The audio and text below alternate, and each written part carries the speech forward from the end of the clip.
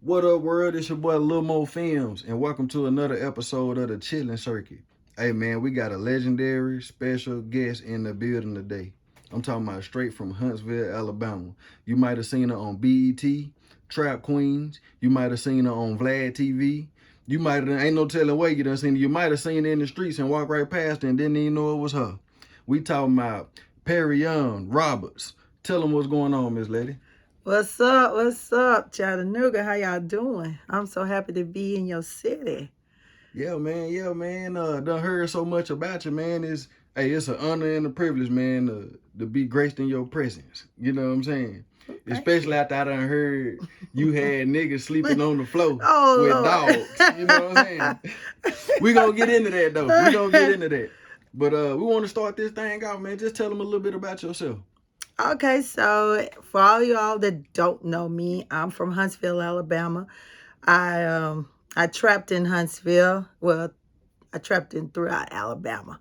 Um, I um, I sold drugs for 30 years throughout Alabama, Huntsville, Birmingham, Montgomery, Mobile. Had over 60, 70 guys working for me at one time. And I made a lot of money, and I did make, I made really well over $2 million a month, but, that was just an average. And so I also, not only did I do all of that, but, I went to prison too. And while I was in prison, I filed lawsuits against the prison and I won everything that I filed against them, which is very hard for an inmate to win cases while incarcerated. And I did. Also, when I got out of prison, I became an activist for helping other incarcerated individuals, and especially with voting rights. I filed a lawsuit against the state of Alabama that ex-felons can be able to vote in Alabama, and won that in 2017. And then I decided to go to law school, and so I completed that in 2015. After that, I received a full pardon also in 2015, and that was for my drug cases and murder case that I had. Just last year, I filed for an expungement after the law had passed in Alabama that you could get an expungement if you had felonies. And I received expungement. My case became a case of first impression. So whenever a case comes up on expungement and have to go to trial or whatever, it's my case that they use. And so I got everything expunged, including the murder case that I had. And so, so that's what I've been doing. And I'm getting ready to run for city council in 2024. Well, that's amazing, man. Cause you said it like it's very nonchalant. You was like, I was making up about 2 million, about 2 million a month. Yeah, I know a lot of dudes. I know a lot of people who been trapping for life. You know what I'm saying? Like, Yeah. and still ain't never made $100,000. You know what I'm saying? Now, how do this lady just come up? This young girl, this young lady. How do you just come up? How did it happen? Like, start from the beginning. From like, Well, see, I started out, I was in school. So, I was in college and I met a guy and he taught me streets. I knew nothing about the streets because I went to Catholic school. And so I knew nothing about, I had working parents and all of that. So I didn't know anything about the streets. So he taught me the streets, taught me how to hustle. And, and then when we started selling drugs, I learned through him, and I learned the streets. My dad was a street person too, so I learned a lot from him too. But mostly I learned from the guy I dated. As for the business, no, was this I the took Tony dude or the other? Was this? It was no, two. this was Champ. Okay, Yeah, Champ. this was Okay, Champ. Champ. All Yeah, right. this was Champ. Um, he's the only one that I dated taught me anything. Everybody else I taught them or something. But so I took what I learned in school as for business, and then my dad owned his own business, and my mother worked for the government. So I knew how to, start a business, run a business, or whatever. And so I just took what I had learned and what I learned in school, and I stayed going, taking classes and stuff. So I just used that business knowledge to what product that I was Awesome. that I Yeah. was having. I took a marketing class, and my marketing teacher told us you can take any product and make $1 million off of it. You can take toothpaste and you can make $1 million off of it. It's just how you market and how you set your business up. So I set it up like a real business. We literally, I literally ran it like a real business. At 5 o'clock it was turn-in time. So, and that's everybody. I don't care where you live, and so, we have meetings in the mornings. I started having meetings with my guys before they hit the street. So I really set it up like a real corporation. So that's how That's how you got it to the level of the way it was running. absolutely. I got you. That makes sense, man. I feel like a lot of that's what we missing at a lot. Like especially in the black community, Yeah. niggas know how to make the money. They know how to sell the shit, but they don't Right. know what to do to take it To, up a to, notch to to, elevate. Yeah. you know what I'm saying? Right. So that's That's very why key. education is important. Yeah. Education Yeah, I is heard that. important. Because I read about, when I first started selling cocaine, I went to the library and I checked the book out on cocaine.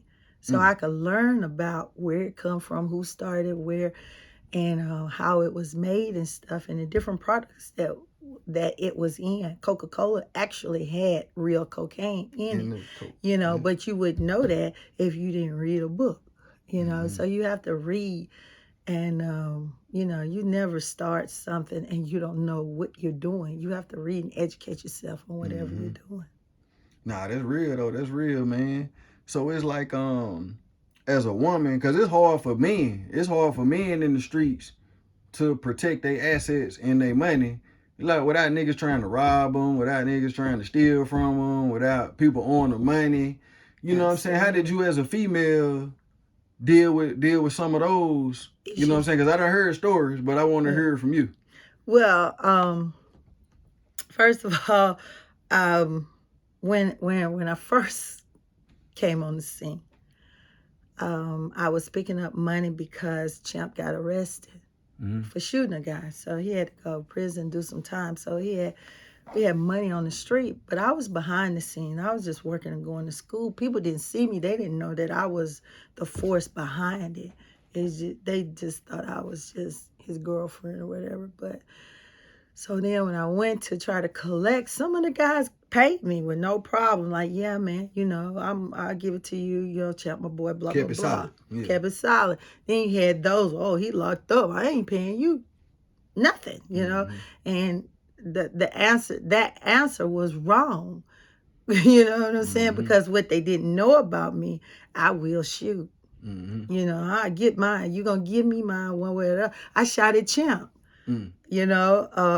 before, and I just didn't play. I don't play and don't play about my money. So, they had to learn who I was, and so I started out like that. I let them know who I was. When I shot that guy, I shot him in the leg. Hell, he didn't die, but it was a message. That was the wake up call. That was a wake up call to let you know. Champ gone, goddamn, don't mean you finna take nothing over here. You know what I'm saying? And so I just never had. After that, they always say in the game, if you make a stance in the beginning, everybody know how to take you from that point on. So they knew not to play with me, and they knew not to play with my money. And then plus, I was like this: if you work for me, you're gonna eat. So that's the whole thing. Do you want to eat or do you want to starve? You know what I'm saying? So by beating me or taking my money, what's that gonna end up? You shot, you hurt or beat up or something for absolutely no reason. So let's just make this money. And so keep it simple. Keep it simple. I keep it on the up and up. You keep it on the up and up. And that's how we ran it, and plus I was running like a full course business. I didn't start out running it as a full course business because I started out in the streets like, everybody else, grinding, car to car, door to door. I had trap houses. I had trap houses anywhere, even afterwards. But I run from car to car too, running from the police, jumping fences. They thought that I couldn't jump. Yeah. Oh, but I ran track. Yeah. You know what I'm saying? Oh, you done hurdled over the fence? I done hurdled over the fence too. Did you get away? Got away. Always got away. They thought the fence was going to stop me. But, when I ran track, I could jump 6 feet just solid without a pole. So that wasn't nothing to me.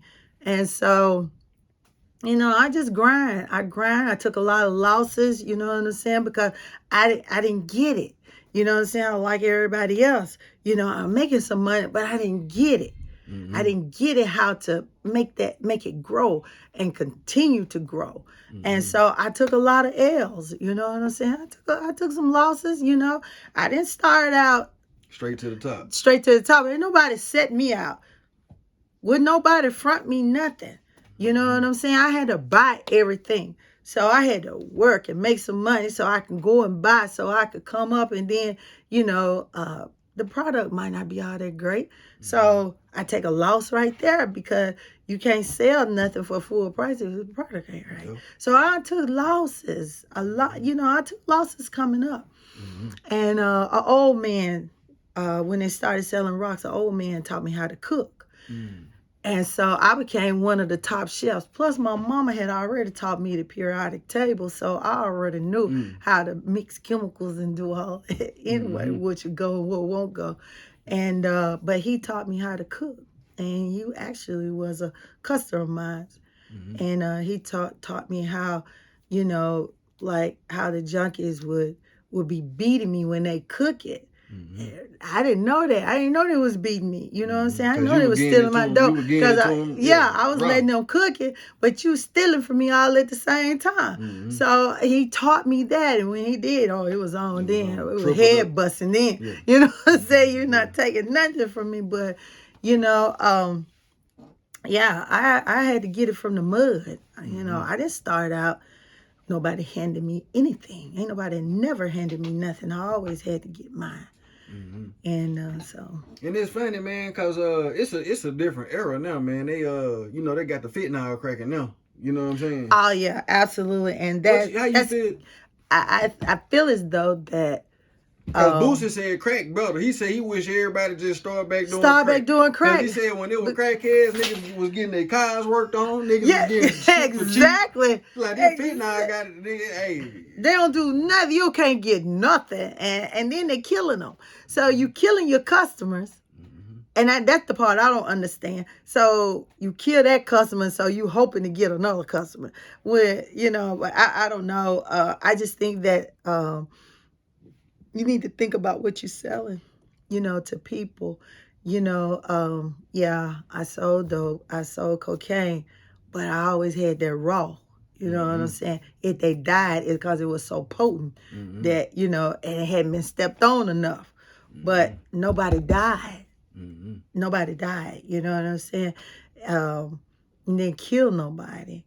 And I just think that these kids need to let that go, and they don't need to be on it, because from all the stories that I heard about how it does the mind and everything, and I always say a mind is a terrible thing to waste. And at least I know a lot of people that has come up off of cocaine and they living productive lives. But everybody that I know that be doing the fentanyl, I expect them to be gone within 6 months to a year. Yeah. And that's what happened, because you'll never know. They hit it one time, it's over. It's over with. And what's crazy, what I'm hearing, I don't know, but what I'm hearing is that's when somebody die, that's the dope they want. Yeah. They want the dope that killed the nigga. Right. What kind of crazy shit is that? I have no idea. I don't understand. And then they say, okay, well, now society, I know in Alabama, they let narco. At first you had to have a prescription to get it. So they say, well, you have some narco with you, and then if your friend OD, then you can hit them with the narco. Okay, well, what if your friend is not there? Then what you gonna do? Then what? You know what I'm saying? So if you decide to hit it by yourself and there's nobody there to save you, then what? You dead. You dead. And you don't come back from that, is what I don't understand. You can't come back from that. So why do something that you can't come back from? Right.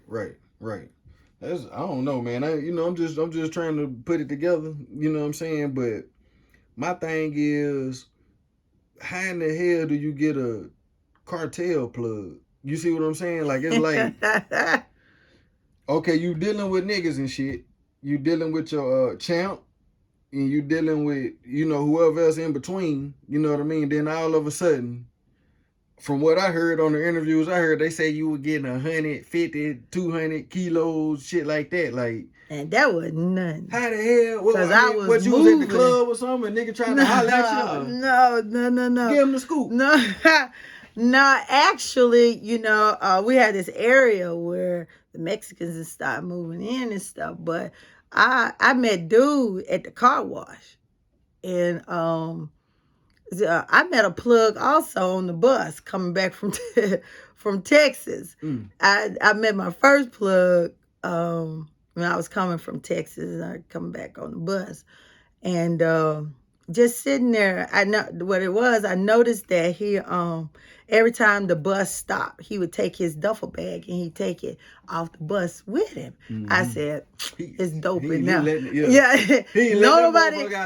Nobody even there noticing this, but me. And so he was sitting like in the front, couple of seats ahead of me. I said, dude, every time he get out the bus, he go to the bathroom, he taking his duffel bag. Anybody else taking their bags? I said, so we come back, we make another stop. I'm gonna sit in the seat with him, so we can talk. You know what I'm saying? So I got in the seat with him. We talked, and so he opened up his bag. I'm talking about freely. He showed me from it was layered. The bottom layer was money. The next layer was marijuana, and the top layer was cocaine, bricks. And he was like, he said, I can put you on. I could come to Huntsville. You know what I'm saying? I got you. Yeah. And so that's how I met that one. That's crazy. I'm coming from Texas. I bet you like, I'm glad as hell I got on this damn. But my thing was we had stopped somewhere in Louisiana, and it was nighttime, so all the little bus station we pulled up into, it was closed. You know how they be, the little small one. And so the food restaurants was across the street or whatever, but you could see them. He said, if you watch the bag, I'll go get our food. So when he got off the bus, I could see him all the way over there. And I was like, someone was saying, Perrion, just get the bag and go. Yeah. Get the bag and go. I said, I said, nah, I don't steal from no damn body. I ain't with that, But my mind kept telling me, grab the bag. Then my other mind was like, you in Louisiana, there might be some alligators running around, walking around. And I was like, man, I don't even know where I am. So I was like, no, I ain't gonna do that. But and it turned out to be one of the best plugs, because then he had a friend that was in Huntsville. And that's how, and then I happened to run into him at the car wash. And so it's still connected to the same people, but so I met him, and he was a bigger plug. Damn. He was the brother to a major cartel in Texas. So it was That's crazy, man. Crazy. Do you ever feel like it's cause I was talking about this with one of my boys. Y'all actually finna go meet him in a little bit. My boy Gotta Eat Doc, Kradoc. He was telling me he was 8 years old, 9, 10, 8 years old, and he found the pack laying on the ground in the projects and picked it up and went to the corner store and sold that motherfucker and had started in at 8, 9 years old. Do you ever feel like it was a blessing or a curse that you end up going that deep? Like, you know what I'm saying? Do you regret going that far with that guy? Like getting them bricks? Or do you wish you had to just, like, man, I should just left all that shit alone, like, looking back on it? Because my boy ended up doing, like, 10, 15 in jail, and he was like, he narrowed it down to that day when he was 9 years old and picked up that bag. You know what I'm saying? Because it's different for, like, I got a cousin, he tried to sell crack. The first day this nigga tried to sell crack, the bum rush came. That nigga he got caught up on the bum rush the very first day. So he never did it again. That incident made him be like, nah, I'm straight. But because you know what I'm saying, went kind of fight, you think, was that a blessing or a curse for you? No,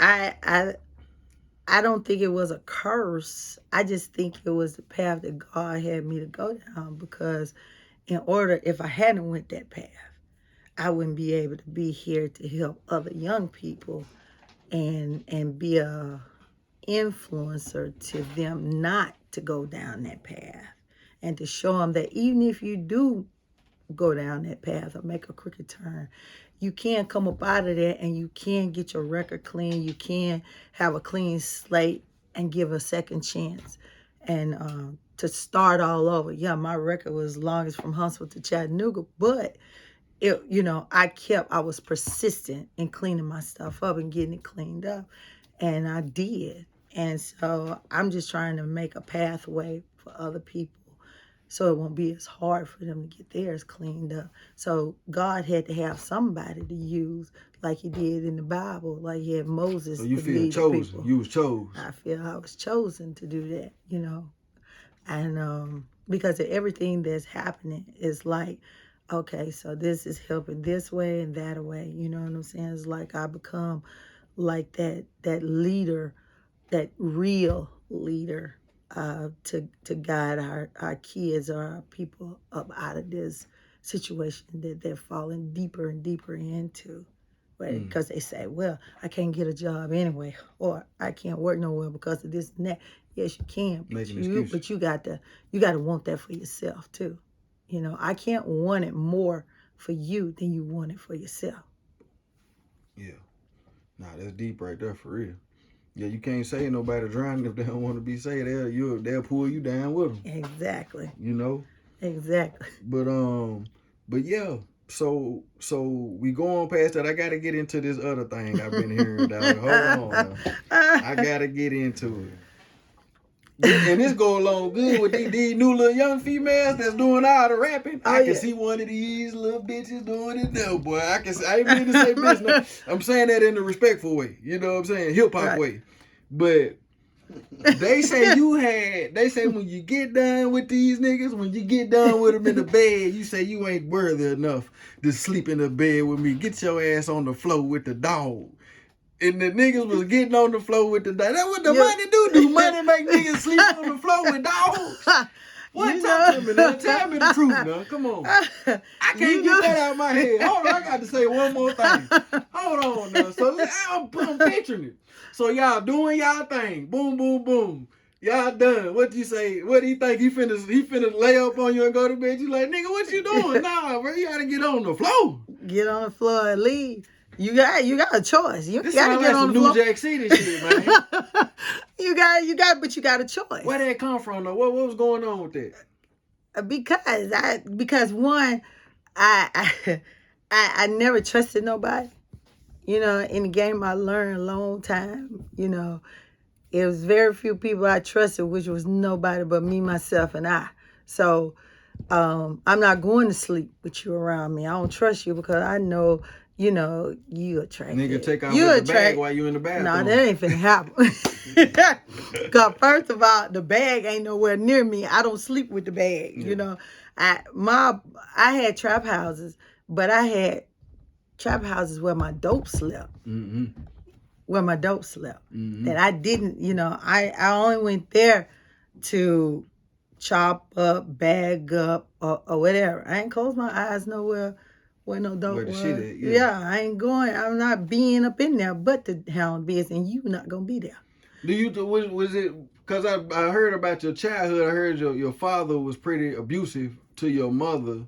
Do you think that may have had something to do with your aggression toward, like, nah, nigga, you getting on the floor? Like, maybe when you was little, you couldn't do much about it, and then when you got older, like psychologically. Yeah. You was like, I got the power now, nigga, exactly. Get on the floor. Did that make you know what I'm saying? I think so, because my mother, she wasn't a fighter. My mama didn't fight. And my dad, he used to abuse her because he wanted to leave and go and be with other women, blah, blah, blah, all of that.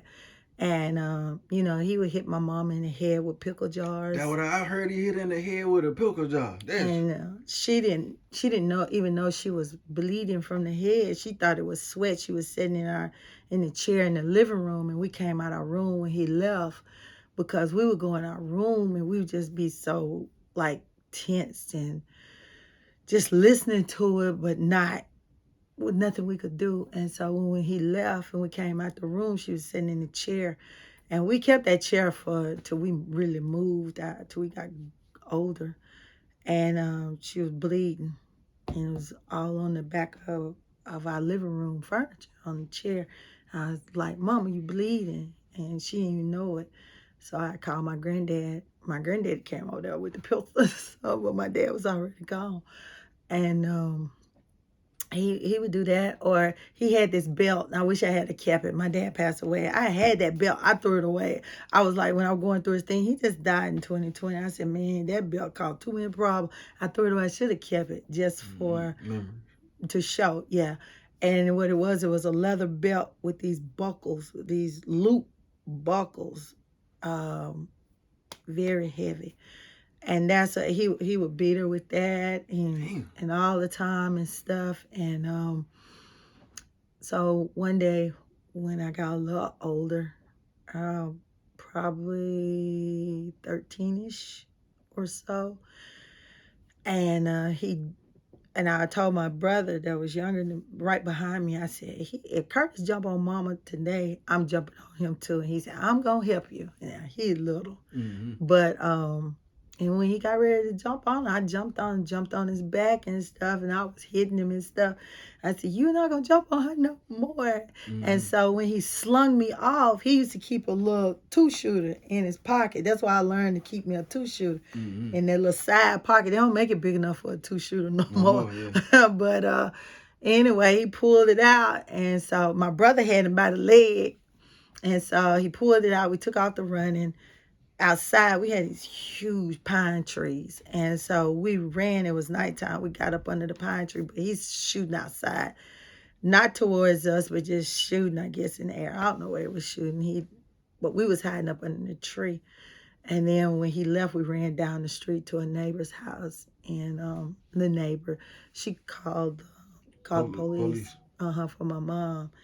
And so that triggered my mom to start pursuing a divorce and getting away from him because he had shot at us. Man, I can't help but to wonder, like, what the hell he went through in his childhood a lot to make him be able to hit a woman in the head with a pickle jar. Like, that's rough right there. Like, but then nobody never beat his mom. His dad or nobody never, or stepdad didn't never beat his mom. I don't know what. Yeah, that's crazy. He left home when he was 13. And because my grandmother had so many kids, his mom had so many kids, and he left home. So he grew up and fast. She didn't treat him right. So he, just was in the streets and stuff, and at family houses and stuff. So and then he went to the military and went to Germany, and something happened over there. I forgot what he said, but it was a part. They almost blew up his unit and stuff. So I think they kind of messed him up a little bit. Affected him a lot. So they say you was very elusive, and they say actually you being the female helped you out, cause they say for the longest the police was looking for a man who doing all this shit. They kept saying P. They kept saying, man, who is P? They say they even sent the undercover to find out who the hell is P. You know what I'm saying? And some nigga who didn't know no better, trying to look out for you. Yeah. But that's how this game go. He was trying to look out for you, but at the same time, he done told on you on accident. You're right. Say the nigga like, man, she ain't gonna mess with you. Yeah. They like, she. Yeah. Yeah. Okay. Yes. And then that's how they got on to you. That for a minute, they say they couldn't even. For a long time. I mean, years. And then when they did find out I was a female, they wasn't expecting the female that they got. They was expecting a boy girl, and they said they was expecting me to look like a tomboy and all of that. But, so they were shocked when they first saw me. They was like, because they arrested me one time for a little simple possession. And when the sergeant came in, he said, "This isn't her." Mm-hmm. And he said, "Yes, it is. This is Perrion." I said, "No, it's not." Said, "Who's looking for her? Who's looking for her?" Mm-hmm. Of course not, because that's not how you thought I was coming. That was cold blooded right there. It's because I'm wearing heels, and back then we wore silk dresses and silk and stuff. So, I'm wearing heels most of the time. I'm on the street. Mm-hmm. That's how I dress, you know what I'm saying? I had a lot of jewelry and shit, but So what was your game plan? How was you so elusive? What was the game? What was the strategy? I was hardly seen. Why do I need to be seen when I got guys working for me? I got to go to school. I got to stay on top of school. So I'm in school. I was modeling then, so I'm all across the country. Penny, right? I modeled for J.C. Penney's, but I did it was J.C. Penney, Sears, and Parisian. I was on Parisian's team board, but then I got into doing pageants because pageants pay you big money depending on the ones you get in. So I started doing them all over the country. I was winning because I was winning money so I can cop. You flipping the money. So she flipping the pageant money. So, but I'm winning because I had to win. You know what I'm saying? So I could, and so I was busy doing other stuff, and then I had guys. Everywhere, all over Huntsville, all over Birmingham, Ensley. I had trap house in Ensley and Collinsville. They tore Collinsville down. In Montgomery, I was out. I had folks in Tulane Court and Smiley Court. Is that where Mr. Big's from?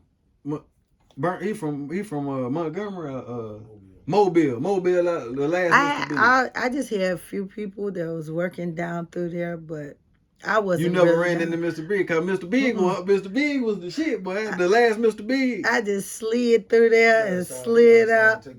Try to take that shit to trial. Oh, Yeah. I wasn't down there like down there. She was just going down there. Kind of business. Yeah, I guess. And I be up and out of there. I don't stay nowhere. I couldn't. It used to say what they say, stick and run. Mm-hmm. That's what I did, stick and run. Stick and move. Stick and run, whatever. Yeah. Right. Hit and run, stick and move, whatever. I just didn't stay there long enough. And then, like, most of the time, if people see me go in your door, say I just came in your door, but I only came through your door to go at your other door. Boom. At your back door. So they might see me come in the front door with somebody. They think you still in there. They think I'm still in there. So y'all watching, waiting for me to come up out there, or you think I'm up in there, but I went out the back door, left. I've been all the way to Birmingham and come back, and they still out there waiting. Then I come back through that back door, and then I come back out the door. They was like, "Man, what'd you do? Take a nap?" I said, "Yeah, man, I was tired." You know what I'm saying? But that's just how I move, and I ain't never sleep. My dad used to say, Perrion, he said the police have 3 shifts. And you can't work all 3 because you got to sleep sometime. I said, you know what? A player never sleeps, a hustler never sleeps. We rest. Boom. And so long as I get some rest, you ready to roll? I'm rolling. You know what I'm saying? I don't sleep long. So you think it's safe to say you probably made your first million before 23 years old? Oh yeah.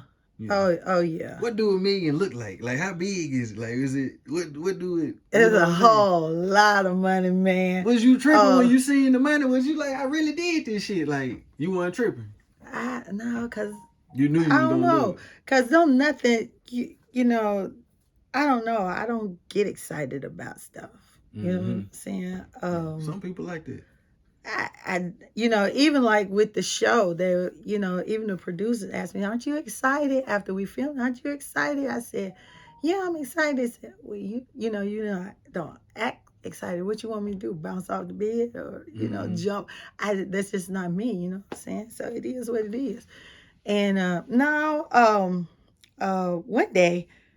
one night, because I used to keep my money at my grandma's house. In her spare room. And I had a closet full under the bed. I had these big garbage bags of money just full. I just go and just throw money in there. So one day, one of my little guys that I trusted, he was young, starting out with me. So I raised him up. Mm-hmm. And so I had him to come help me bring some money to the house because I couldn't carry it. Mm-hmm. It was in one of them garbage bags, and I couldn't carry it into the house. So, and he was struggling. Mm-hmm. And I said, darn, I should have got somebody else to help me, but then I don't want nobody to know. No. And so we struggled getting it into the house. And not to disturb my grandma because she was bad about, Perrion, you disturb my rest. I can't sleep, and blah, blah, blah. So we were going to count it one night by hand before I got a money counter. And we sat in the den. And I got a bag. We was counting. We counted till I was just tired. And our hands was green. I said, I ain't even no money. Make your hands green, you know. Should have break your hands. When you count, when you count so much money, your hands literally, it's really green, you know. That money, I don't know about this new money, but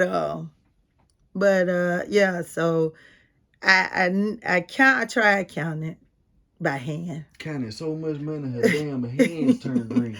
And so then I bought a money counter, and you know, back then. One reason why I hadn't bought one beforehand or triple beam was because, you know, the feds would come in.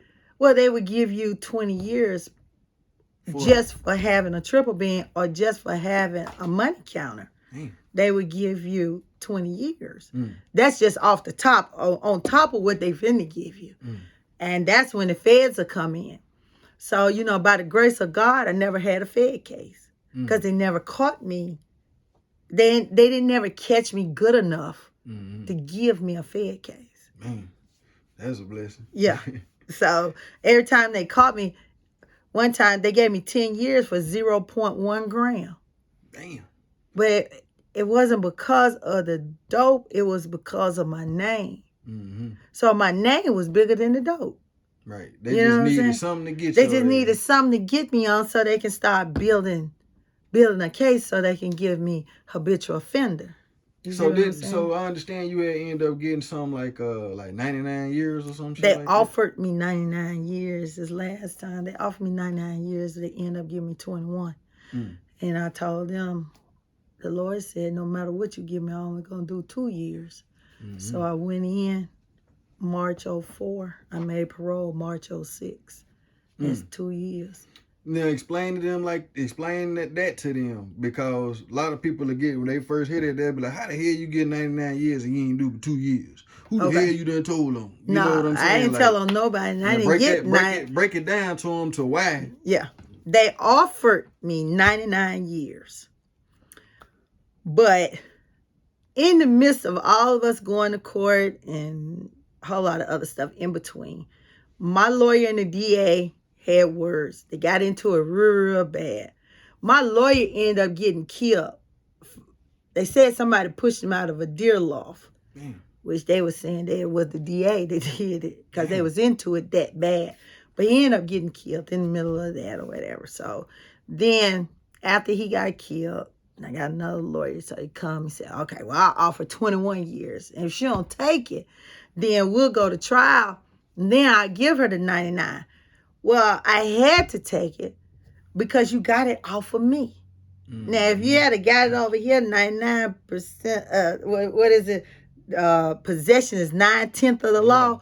Well, so it was on me. They got it off of me. So, okay, 21 sounds better than 99. We can work with that. But the reason they gave me the 21 is because they just passed a law that you could split a 20. So the 20 would be a 3, 4, or a 5. Well, the DA didn't want me to have a split. So that's why he tacked on that 1. But he just didn't know that you was giving me God's numbers. See, God works in 3s and 7s. So I went in March 04. And the Lord told me that I was going to only do 2 years. I told him in court when they asked me, is there anything you have to say before we post sentence? I said, yes. I said, whatever you give me, it doesn't matter. The Lord told me I was going to only do 2 years. Mm-hmm. So it don't matter. So he gave me the 21. I went in March 04. When I got there, 2 weeks after I got to prison, parole board sent me my setup. My setup was for March 06. 2 years. Mm. So within them 2 years, I filed a lawsuits against the prison. Mm-hmm. And I won. So I stirred up a whole lot of problems and all that while I was in get her there. out of here, man. Yeah, basically. And then when I made parole in March, well, some kind of way my release papers never showed up. So they still looking for them all the way up to like May. Then next thing we know, I get another letter from parole board. They gave me another hearing date for July, which that never happens. So I made it again in July.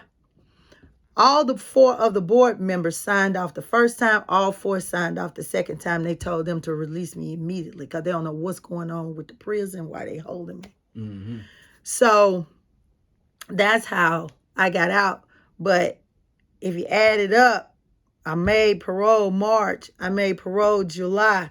3 times 7, that's 21. I did their time according to God's timing because his time and our timing is not the same. Mm. And so he needed me out here so that I could help others move on. That's my phone. To move on. And so that's what I've been doing.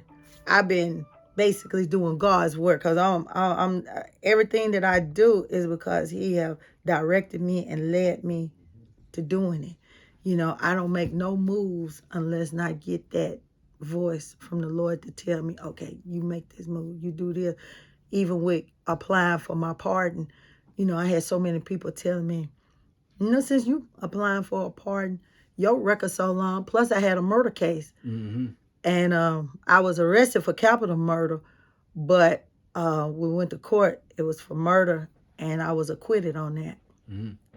So it was like, you're not gonna get no pardon because I heard they couldn't prove they wasn't even in town. They do the shit. Yeah, they were trying to stick that shit. They're trying to stick because they couldn't get you. They trying to put everything on. Because of my MO. You know what I'm saying? That's my MO to, you know. But I didn't do it. I didn't do that. And I'm a firm believer. You can't get your money out of a dead man. So if you owe me, what? I can't get my money. Yeah, I can't get my money if you dead. Yeah, right. I need mine, and I need you to be alive. But so it was just so crazy because that's the furthest from my mind. I bet you was like, man, they trying to say I killed man there. Take somebody's life. I don't do that. My mama always taught me, you don't take nothing you can't give back, and I can't give back no life. I'm not God.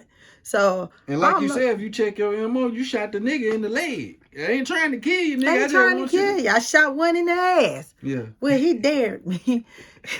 He dared me. So I, you know, involuntary. So, but anyway. You on some Harlem Night shit.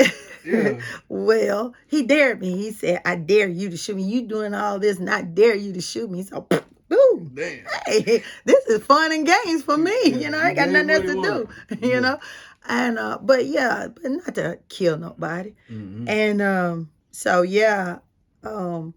people will lie on you for crime stopping money. That's what happened. That's what it was. That's what it was. Yeah, a dude lied because when he got killed and stuff, they put on Crime Stoppers and all that. So dude lied to the police and said that it was me and my guys. Either it was me or them, you know, but it wasn't none of us. It wasn't even none of us. It was some guys down off in Birmingham. But so, you know, people lie for some money. They'll lie on you. I hate somebody to lie on me. Don't lie on me because you can either get a person killed or you can get a person locked up for life. You know what I'm saying? On a lie. And so then when they found out he had lied, he had to pay the money back and he went to jail for perjury. Damn. So that didn't work out. No, it didn't work out at all in his favor. That's crazy. Yeah. Have you seen that guy? Is he still in jail? Yeah, I've seen him several times. This He's is an like addict. water under the bridge. Okay, I got you. Yeah, Life goes on. He said he had told me, he was sorry and all that for whatever, I said, yeah, cool. I accept, I keep it pushing, you know what I'm saying? So speaking of guys playing guys numbers, you know what I'm saying? You actually down here in Chattanooga to film a movie as well as do this interview, but you down here shooting a movie, standing on business. You know what I'm Yes. saying? Talk about that a little bit. Yes. My homeboy called me, Shay. He's Dope Boy Juice and C4 manager. And they got this new song out called Standing on Business, and they're doing a movie. And they asked me if I would, be in the movie. Of course I will, because I'm all about helping ours from Huntsville, helping us get on the map too. Mm-hmm. And so that's what we're doing. We're filming the movie, and I'm excited about it. And also, Snoop Dogg gave credit gave them credit with 64 million followers. Yeah, he shared it on Instagram. Shared it on Instagram. So, it's a dope song, and everybody should, download it and listen to it. It's dope. I think that song go good with you too, though. Like standing on business. That's what you've been doing your whole life. My whole life. The song should have been about me. Should have been about me. Yeah. But yeah, man. We glad we don't want this to be the last time you come rock with us, man. You know what I'm saying?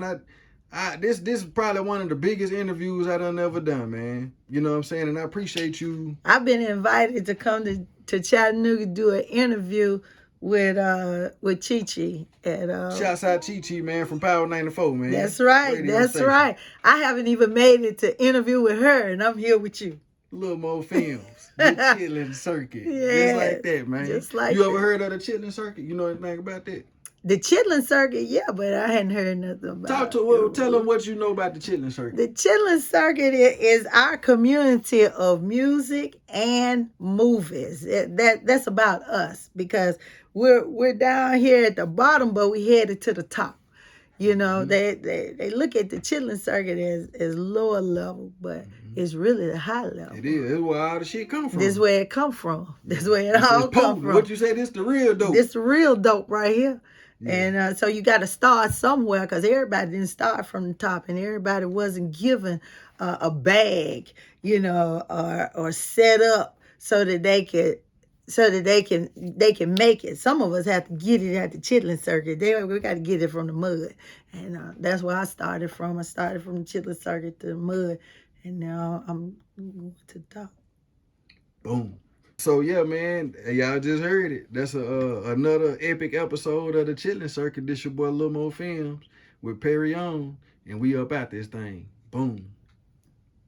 Mo Films, you watching the Chitlen circuit. Y'all know what it is. Lil Mo Films.